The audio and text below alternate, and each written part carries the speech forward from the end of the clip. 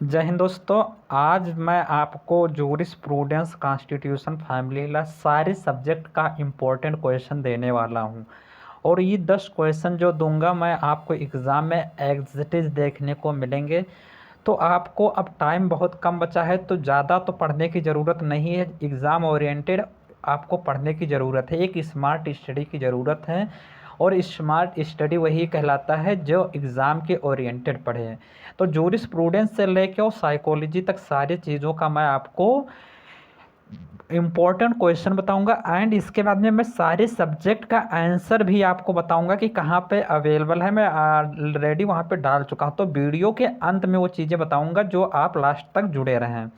चलिए स्टार्ट करते हैं। सबसे पहले जो क्वेश्चन आपका एग्जाम में देखने को मिलेगा, जूरिस्प्रूडेंस से एक स्टेटमेंट दे सकते हैं, जैसे jurisprudence is a certain type of investigation into law and investigation of an abstract general and theoretical nature which seeks to lay bare the essential principle of law and legal system. ये देखिए statement किसका है। जब आप इसे पढ़ेंगे jurisprudence, तो jurisprudence की बुक में ये स्टेटमेंट सॉलमंड के द्वारा दी गई है। एंड इसके बाद में दिया गया है, in the light of the statement define jurisprudence. अब जब आखिर ये इस क्वेश्चन के आखिरी में आएंगे तो आपको पता चलेगा कि इसमें करना क्या है आपको। जैसे जूरिस्प्रूडेंस को डिफाइन करना है and explain it's nature and scope, तीन चीज़ को लिखना है। डिफिनेशन लिखना है और नेचर के बारे में लिख देना है और स्कोप के बारे में। और जो ये स्टेटमेंट दिया गया है ऊपर, ये स्टेटमेंट किसके द्वारा दिया गया है, तो याद रखना सॉलमंड के द्वारा दिया गया है। पूछ लिया जाता है, बहुत बार पूछा गया है, इसीलिए मैं आपको इसमें डाल दिया हूँ। और उसके बाद में what do you understand by judicial precedent as a source of law, make a distinction between sub silentio and परनिक्यूरियम। मतलब ये जो प्रेसिडेंट से रिलेटेड ये क्वेश्चन आपके एग्जाम में 100% बनने वाला है, तो प्रेसिडेंट करके जाना। इसके बाद में what do you understand by judicial precedent as a source of law, ये तो हो गया दूसरा क्वेश्चन। अब तीसरा question, every law strictly so called is a direct और सर्किटियस कमांड ऑफ मोनार्क। देखिए एक स्टेटमेंट है ये भी, जो डबल इन्वाइटेड कामा के अंदर देखने को मिलता है, वो एक स्टेटमेंट होता है। और ये स्टेटमेंट जब पूछ लिया जाता है तो बच्चों का दिमाग घूम जाता है। इसीलिए मैं पहले आपको बता दूं कि जब स्टेटमेंट आपको दूंगा उसके बाद में आपको आप पीछे जब पूरा आंसर पढ़ेंगे तो आपको समझ में आ जाएगा कि क्या क्या करना होता है। तो यानी कि मोनार्क और sovereign in the character of political superior that is to say ये डायरेक्ट और सर्किटियस कमांड ऑफ मोनार्क और सॉवरन टू अ पर्सन और person in a state of subjection to its authors. मतलब ये किस अथर्स के द्वारा कहा गया है। तो इसमें एक की पॉइंट याद रखना, कमांड की जैसे नाम आएगा तो कमांड एक जो आपके पॉलिटिकल थिंकर है जॉन आर्नस्टीन, उन्हीं ने कहा है। तो ये जॉन आर्नस्टीन का क्या है, एक स्टेटमेंट है, उनके द्वारा दिया गया है। ये आप एज इट इज़ उतार के आप इंट्रोडक्शन में भी लिख सकते हैं। उसके बाद में बोल रहा है, in the light of this statement critical examining the imperative theory of law. तो देखिए एक इम्परेटिव थ्योरी और नेचुरल लॉ थ्योरी, ये दोनों चीज़ें हैं एक ही। Natural law theory, analytical theory, ये जो पूछे तो ये एक ही चीज़ें होती हैं। एट द आप देखेंगे तो मतलब मैक्सिमम चीज़ें सेम ही हैं। आपको मैं पीडीएफ जब लास्ट में दूंगा तो आप वहाँ पे जब जाके पढ़ेंगे तो आपको सारी क्रिस्टल क्लियर हो जाएंगी। इसके बाद में चौथा चीज़ देखिए, तो चौथा क्वेश्चन देखने को मिलेगा, critical examining the view of pound regarding social engineering. पढ़ सकते हैं, इम्पोर्टेंट है। इसके बाद में comment on any few the following, मतलब दो पे आपको क्या करना है, किसी दो पे आपको हो सकता है शॉर्ट नोट्स पूछ ले। शॉर्ट नोट्स बहुत ज़्यादा पूछा जाता है, तो सॉवरेडिनेट एंड इसके बाद में इसेंशियल्स ऑफ वैलिड कस्टम या इफेक्टिवनेस ऑफ ग्राउंड नॉर्म्स के बारे में आप लिखेंगे। तीसरा question with reference of Hohfeld analysis of jural relation explain it and illustrate that claim liberty powers and immunity are subsumed under the term right, but it is essential to appreciate that word has undergone for different interpretation in its meaning. ये आपका question आ जाता है third unit से, ये third unit में शायद देखने को मिलता है, जिसमें लिबर्टी को बताया जाता है पावर एंड यूनिटी, तो इसके बारे में आपको लिखना है। उसके बाद में आगे आपको क्वेश्चन मिलेगा who is legal person. Legal person क्या होता है? लीगल पर्सन को ही ज्यूरिस्टिक पर्सन कहते हैं या जूरल पर्सन कहते हैं, तीनों नाम से पुकारा जा सकता है, किसी भी नाम से पूछ सकते हैं, याद रखना। And describe the theory of legal personality. तो लीगल पर्सनालिटी के जैसे फिक्शन थ्योरी हो जाएगा, 3-4 थ्योरी दी गई हैं, तो उसमें 3-4 थ्योरी के नाम आपको लिखना होगा। Comment on any two the following, right in rem and right in personam. दोनों चीज़ लिखना है, राइट इन रैम और राइट इन पर्सोनम। देखिए राइट इन रैम जो होता है वो पूरे कंट्री और पूरे वर्ल्ड के लिए लागू होता है, राइट इन रैम। और राइट इन पर्सोनम, पर्सोनम मतलब जो स्वयं के लिए मतलब पर्टिकुलर आदमी के लिए लागू होता है या स्पेसिफिक आदमी के लिए लागू होता है, उससे कहते हैं हम। De facto position and D jure position. De facto मतलब कोई जो फैक्ट से रिलेटेड पोजीशन होता है उसको बताइए, और डी जूरे मतलब जो लॉ से रिलेटेड पोजीशन होता है उसको बताइए। या फिर आपको corporation sole and corporation aggregate के बारे में लिख देना है। इसके बाद में 9वां क्वेश्चन आएगा, give a brief account of the various theory of justice.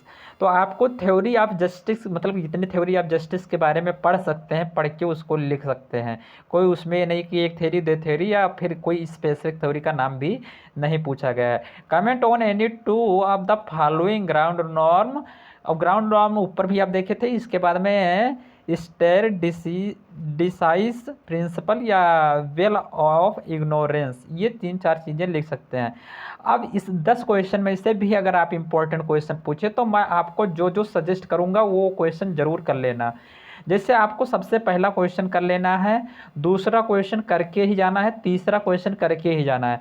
3 question ये कर लीजिए, चौथा क्वेश्चन आपको करना होगा वो मैं बता देता हूँ। चौथा क्वेश्चन आप 6ठा नंबर वाला कर लीजिए और 7वां नंबर वाला क्वेश्चन कर लीजिए, आपका 5 क्वेश्चन कंप्लीट हो जाएगा। ये 5 क्वेश्चन करने के बाद में आपको 9वां क्वेश्चन कर लेना। 6 क्वेश्चन जरूर करके जाना, इसमें से थी आपको 5 हमको जहाँ तक लग रहा है इसी 6 में से देखने को मिलेंगे। चलिए अभी स्टार्ट करते हैं कॉन्स्टिट्यूशन के इंपॉर्टेंट क्वेश्चन की। 10 क्वेश्चन बताऊंगा, लास्ट के 6 क्वेश्चन जो मैं बताऊंगा उसको 100% करके जाना। हो सकता है 6 में से 5 आपको देखने को ही मिल जाए। जैसे what are the objective set to be achieve by the preamble of constitution of India discuss with reference to constitutional provision.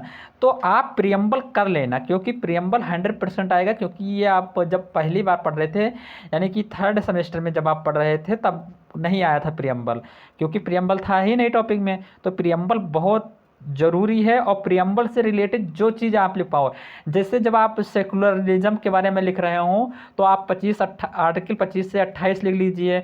अगर आप मान के चलिए जस्टिस लिख रहे हो तो आप डीपीएसपी से उठा सकते हैं आर्टिकल, ऐसे आर्टिकल को उठाइए।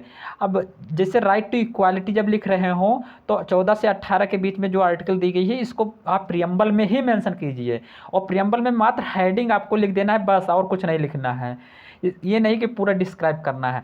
इसके बाद में define state under article 12 of the Indian constitution, ये भी लिख सकते हैं कि स्टेट को कैसे डिफाइन किया गया है अंडर आर्टिकल 12 के अंदर। और इसमें 3-4 चीज़ें जो मतलब इसेंशियल्स हैं उसको मैं आपको जब पीडीएफ दूंगा तो वहाँ पे आप देखेंगे, आपको देखने को मिलेगा जो जो चीज़ें याद करने वाली हैं उसको मैं हाईलाइट कर दिया हूँ, और इकट्ठा एक कंटेंट बेसिस पे मैं लिख भी दिया हूँ। Discuss the relation between fundamental rights and directive principle of state policy. अगर नंबर अच्छा लेना चाहते हैं तो इस क्वेश्चन को आपको नहीं करना है। अगर आपको नंबर गेन करना है इसका मतलब थ्योरेटिकल चीज़ों को आपको इग्नोर करना होगा, और आर्टिकल और केस के बेसिस पे आपको ही नंबर मिलेगा। जैसे do you agree with the view that freedom of speech and expression include right to protest and criticise the government, discuss with the help of case law. ये question उठा लीजिए, 14 number में से आपको 12 नंबर 13 नंबर कहीं नहीं जाएगा अगर अच्छे से लिख देंगे तो। इसके बाद में जब आप जैसे इस आंसर लिखने का एक फॉर्मेट होता है कि आप जब कॉन्स्टिट्यूशन के सारे आर्टिकल को मेंशन करेंगे, 2-3 केस डाल देंगे, आपका नंबर अच्छा आ जाएगा। What do you mean bye freedom of religion, how supreme court of India has interpreted this freedom examining, ये भी लिख सकते हैं क्योंकि ये 25 से 28 तक दिया गया है, बहुत इंपॉर्टेंट है। What are the constitutional remedy, explain the writs of habeas corpus, ये भी लिख सकते हो कि कॉन्स्टिट्यूशनल रेमेडीज़ के बारे में सबसे पहले आपको बताना है आर्टिकल 32 को। आर्टिकल 32 में जो 5 रिट्स दी गई हैं उनको आपको बताना है।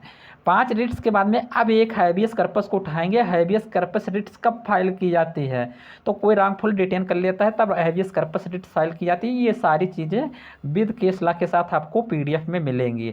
इसके बाद में आर्टिकल 14 से right to equality is a fundamental right under Indian constitution, it is similar the Dicey principle of rule of law and fourth amendment of to the American constitution, there is any exception to its with explain.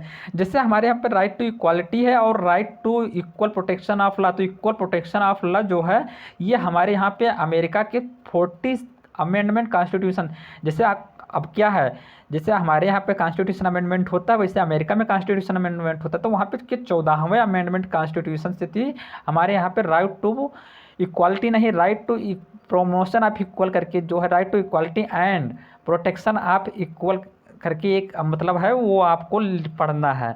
The aim of DPSP to establish welfare state, ये भी लिख सकते हैं। What do you mean by right to equality, discuss with the dimension in the light of judgement EP Royappa versus Tamil Nadu.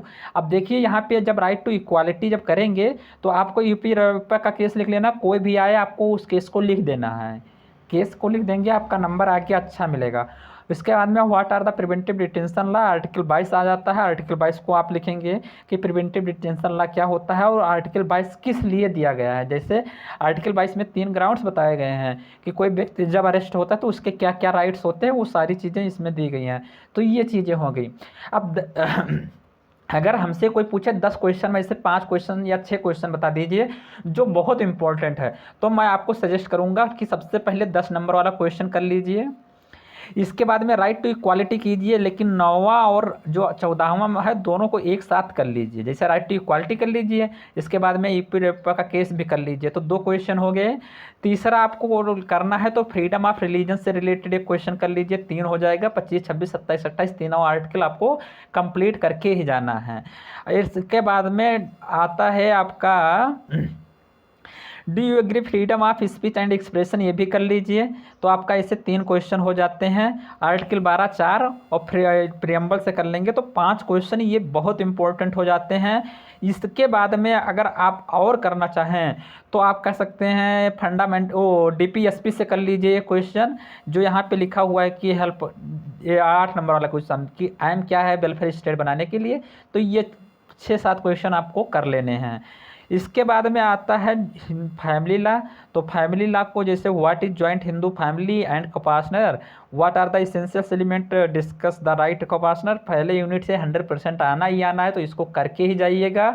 इसके बाद में जो दूसरा क्वेश्चन है discuss the power and position of karta, कर लीजिएगा, बहुत ज़रूरी है। इसके बाद में what are the rule of succession when Hindu female dies intestate, कर लेना।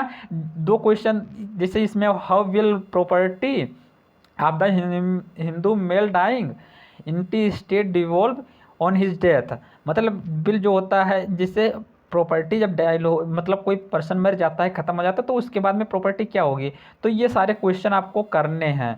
अब इसमें भी हम आपको अभी लास्ट में बताएंगे कौन कौन से क्वेश्चन करने हैं। पार्टीशन कर लेना, क्लास फर्स्ट हायर्स कर लेना ज़रूरी है। क्लास फर्स्ट हायर के साथ में आपको तीसरा क्वेश्चन पूछ लिया जाता है कभी कभी मिक्स करके, दोनों साथ में ही।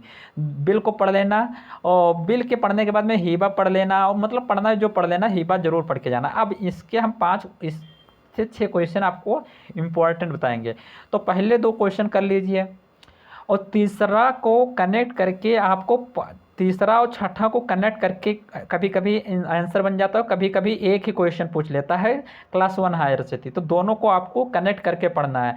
अगर मतलब तीसरा क्वेश्चन कर रहे हैं तो आपको छठा क्वेश्चन जरूर करके जाना है। अब इसके बाद में पार्टीशन कर लेना, बिल कर लेना, हीबा कर लेना, 5-6 क्वेश्चन आपको ऐसे हो जाएंगे। इसके बाद में आइए बीएनएस से, जो बहुत इंपॉर्टेंट और बच्चों के लिए बहुत डिफ़िकल्टीज झेलना पड़ता है, तो इसमें मैं आपको बता दूंगा, वो 5 क्वेश्चन जरूर करके जाना। सबसे पहले what do you mean bye culpable homicide difference it with murder, मतलब कल्पेबल होमिसाइड के बारे में इसमें आपको सारा कुछ लिख देना है। उसके बाद में डिफरेंस बता देना है मर्डर और कल्पेबल होमिसाइड के लिए। एक्सप्लेन द, अब देखिए आप यहाँ पे आंसर बढ़िया बीएनएस में कैसे नंबर गेन होगा। जैसे कल्पेबल होमिसाइड और मर्डर जब बता रहे हो तो इसकी जो आप इसेंशियल्स याद कर लीजिए दोनों के, और इसेंशियल्स को ही आपको क्या करना है, डिफरेंस में इंटरप्रेट कर देना है। Explain the provision relating to death caused by negligence कर सकते हैं। इसके बाद में हर्ट एंड ग्रेवियस हर्ट, देखिए 14 से लेके 14, 15, 16, 17, 18 तक शायद आपको ग्रेवियस हर्ट देखने को मिलेगा। जैसे 14 में हर्ट है वॉलंटरी काउजिंग हर्ट, 15 में, फिर 16 में ग्रेवियस हर्ट और 17 में वॉलंटरी काउजिंग ग्रेवियस हर्ट। तो इससे जितने आपको मतलब सेक्शन देखने को मिलेंगे सारी को मेंशन करके हर्ट और ग्रेवियस हर्ट को आपको एक्सप्लेनेशन कर देना है। लेकिन सेक्शन को सारे लिखेंगे तो इस भी आपको नंबर ज़्यादा मिलेंगे। इसके बाद में आइए explain the circumstances sexual intercourse, rape को आपको करके ही जाना है, डाउरी डेथ करके ही जाना है, इसमें कोई दो राय नहीं है। थेफ्ट कर लीजिएगा, कब थेफ्ट और जो थेफ्ट और एक्सटॉर्शन है कब रॉबरी बन जाता है कर लेना।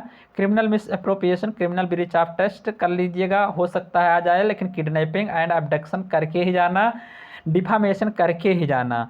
इसके नीचे आपको शॉर्ट नोट्स भी दिए गए हैं, तो ये सारे शॉर्ट नोट्स में अगर करना चाहते हैं तो कर लीजिएगा। तो इसमें से कल्पेबल होमिसाइड कर लेना नंबर 1, बहुत इंपॉर्टेंट क्वेश्चन। तीसरा हर्ट एंड ग्रेवियस हर्ट कर लेना, 2 हो गया। और यानी कि रेप करके जाना है, डाउरी डेथ 2 2 4 क्वेश्चन हो गए। थेफ्ट करके जाना 5 हो गया। 5 के बाद में किडनैपिंग और डिफामेशन, यानी कि 5 2 7 क्वेश्चन आपको कर लेना है, 7 में से 5 आपको देखने को मिलेंगे एज इट इज़। इसके बाद में आता है लास्ट टॉट, जो बहुत ज़्यादा और बच्चों को ना समझ आने वाला क्वेश्चन, मतलब बहुत बर्डिंग वाला होता है। तो इसको मैं आपको बताऊंगा, 5 क्वेश्चन इसमें से भी कर लेना आखिरी में।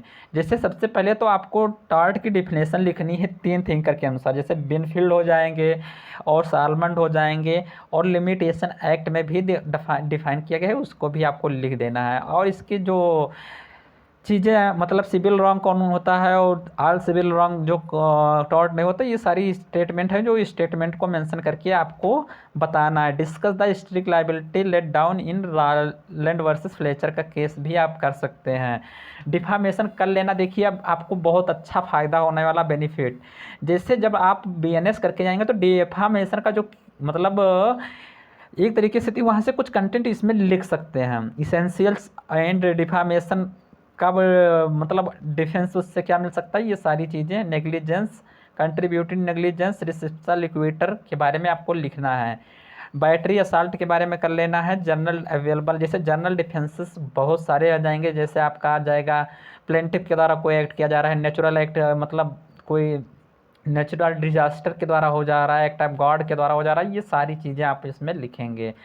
नेसेसिटी से रिलेटेड लिख देंगे, ये सारी चीज़ें आपको लिखना है। एक्ट ऑफ गॉड और consumer protection act, establish of consumer protection act जो डिस्ट्रिक्ट और स्टेट लेवल में होता है, उसको कैसे मतलब उसका जूरिसडिक्शन क्या होता है, ये भी आपको लिखना है कि जैसे जूरिसडिक्शन का मतलब होता है कितने रुपये तक कौन केस फाइल करेगा, ये सारी चीज़ें आपको टॉर्ट लॉ में करनी है। 5 क्वेश्चन इसमें भी मैं बताऊंगा, वो करके जाना।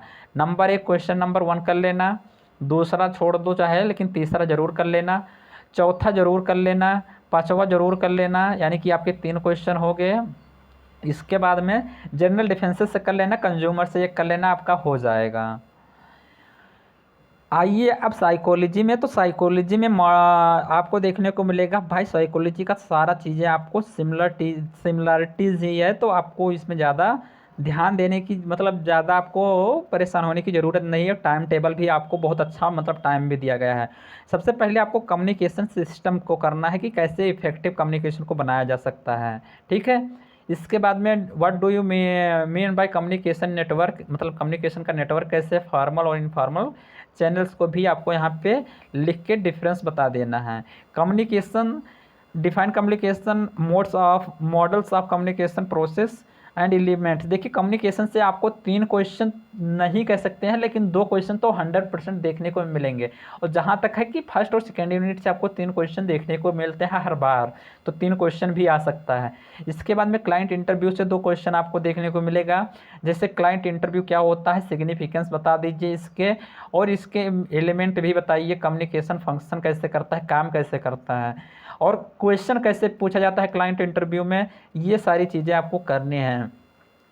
अब काउंसलिंग आ जाएगा। काउंसलिंग 2 प्रकार से, लीगल काउंसलिंग, जनरल काउंसलिंग कर लेना, हो जाएगा 6वां और 7वां। ठीक है। अब इसके बाद में आता है लीगल काउंसलिंग क्या होता है, ये 8वें क्वेश्चन में दिया गया है, और रीजनिंग से कर लेना, और 10वां क्वेश्चन छोड़ देना, शॉर्ट नोट्स लिखने की ज़रूरत ही नहीं है। तो इसमें से सबसे पहले कम्युनिकेशन जरूर कर लेना। कम्युनिकेशन से 3 क्वेश्चन आपको इजीली देखने को मिलेंगे। क्लाइंट इंटरव्यू से आपको 3 क्वेश्चन देखने को मिल जाएंगे, 6 क्वेश्चन 2 ही यूनिट से आ जाएंगे। लेकिन अब ऐसा मत सोचिएगा कि 2 ही यूनिट करके जाना है, आपको 3 यूनिट कर लेना है। क्लाइंट इंटरव्यू, कम्युनिकेशन और काउंसलिंग या लीगल रीजनिंग से कर लेना, आपका हो जाएगा। अब ये 5 क्वेश्चन जो मैंने बता दिए। अब देखिए, जो मैंने आपसे वादा लिया कि हाँ मैं आपको लास्ट में बताऊंगा कि पीडीएफ आपको कहाँ मिलेगी। हर वीडियो में आपको बताता हूँ कि पीडीएफ आपको कहाँ मिलेगी, कहाँ मिलेगी। अभी तक अब कुछ लोग जो है चैनल को ज्वाइन कर रहे हैं, कुछ लोग नहीं ज्वाइन कर रहे हैं। आपको टेलीग्राम लिंक पे टेलीग्राम चैनल पे जाना है, वहाँ पे लिखना है KWA ला क्लासेस। वहाँ पे आपको टेलीग्राम पे जब जाएंगे तो सारी चीज़ों का पहले से पीडीएफ डाल दिया गया, आज से नहीं, आज लगभग में 2 महीना पहले डाल दिया गया है। हर एक चीज़ का बना के पीडीएफ डाल दिया गया है, तो वो देख लीजिएगा। और अगर इससे रिलेटेड आप चाहते हैं कि आंसर भी मतलब मैं लिख के दे दूँ, हैंड्स रिटन आप चाहते हैं या सिनॉप्सिस चाहते हैं, तो कमेंट्स कीजिएगा, मैं आपको सिनॉप्सिस भी बना के दे सकता हूँ। आपके लिए मैं 100% तत्पर हूँ, आपके लिए मेहनत करूँगा। लेकिन इस बार रिजल्ट देख लीजिए, फर्स्ट सेमेस्टर वालों का रिजल्ट बहुत ज़्यादा गिर गया है, तो आपको रिजल्ट नहीं गिराना है, आपको अपना नंबर को बढ़ाना है। जिससे आगे तक बढ़ाते आए हैं तो वैसे नंबर आपको बढ़ाना है। इसीलिए सारे क्वेश्चन को आपको करना है, 3 यूनिट हर हाल में करके जाना है, स्मार्ट स्टडी करना है। अभी बहुत टाइम है, और आपको मैं मतलब जैसे पेपर आएगा तो उससे रिलेटेड जो आंसर सॉल्व करने का तरीका, तो वो मैं आपको बताता रहूँगा आए वीडियो में।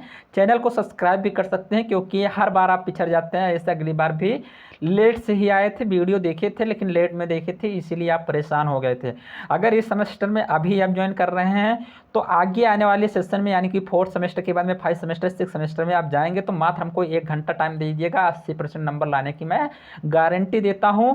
अगर आप ऐसा कर लेते हैं तो इससे आपका बेनिफिट होने वाला है, यहाँ तक मैं आपको विश्वास दिलाता हूँ। मिलते हैं अगली वीडियो में। अभी कोई डाउट है तो कमेंट कर सकते हैं। जय हिंद।